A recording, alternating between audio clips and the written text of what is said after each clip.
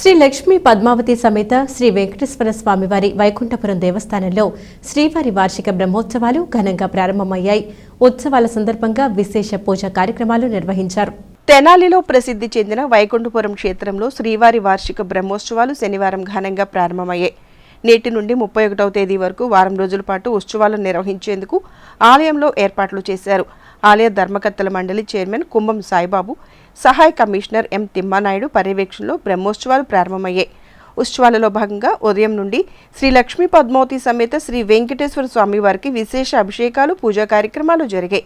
బ్రహ్మోత్సవాలతో పాటు శనివారం కూడా కావడంతో ఆలయానికి భక్తులు అధిక సంఖ్యలో తరలివచ్చారు. శ్రీ లక్ష్మీ పద్మావతి సమేత శ్రీ వెంకటేశ్వర స్వామివారిని దర్శించుకుని మొక్కులు చెల్లించుకున్నారు. బ్రహ్మోత్సవాలలో భాగంగా రెండవ రోజు ఆదివారం శ్రీ స్వామి అమ్మవార్లకు త్రికాల అర్చనలు, సాంస్కృతిక కార్యక్రమాలు, శ్రీవారి గాత్ర కచేరీ జరగనున్నాయి.